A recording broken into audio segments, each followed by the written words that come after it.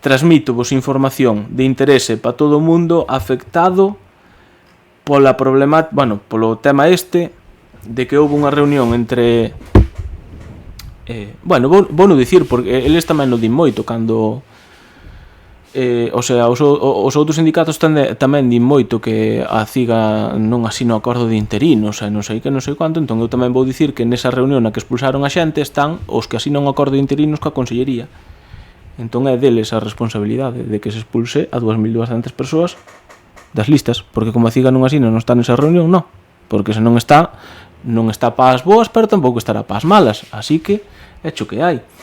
Entón, desa reunión, eu penso, se non me equivoco, debe ser a primeira vez que vexo unha lista deste tipo, que eu recorde, non sei se hai moitos anos se publicaba, pero nestes últimos anos non me sode nada, Entón, nesa lista, igual precisamente porque o sindicato que traballa non estaba e ninguén analizou os erros, igual por eso esa lista ten tropecientos mil erros, porque os ten, vale?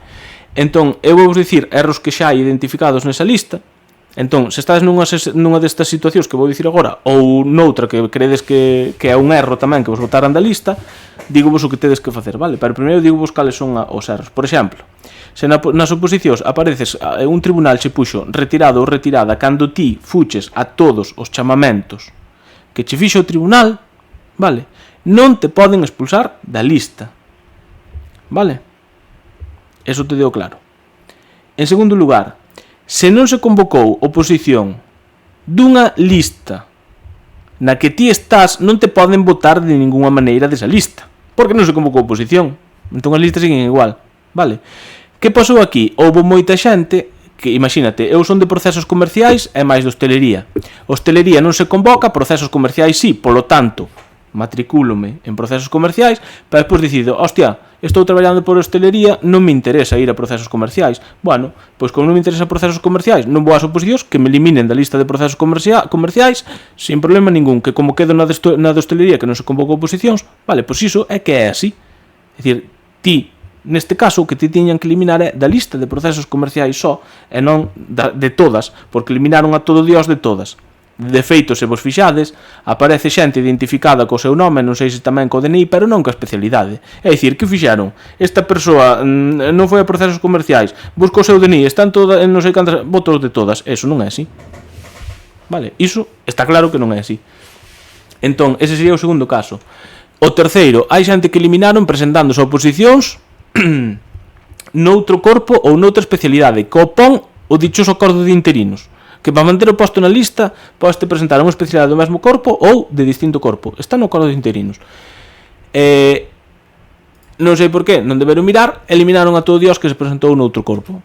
Vale, entón se estás nese caso, pois tamén deberías estar na lista, non expulsados.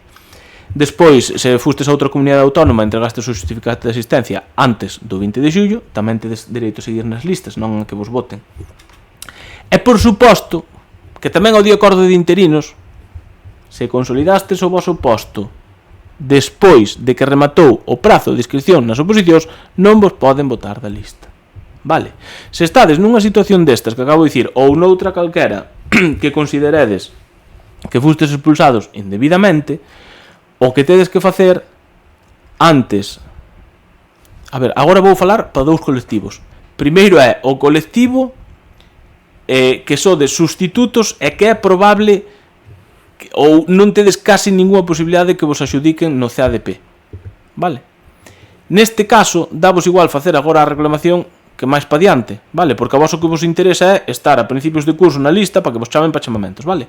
Pero o problema gordo teno as persoas das que estamos falando que teñen dereito a unha axudicación de CADP, porque comprobaron o CADP e se estiveran nas listas como tiñan que estar, daríanlles unha axudicación de CADP.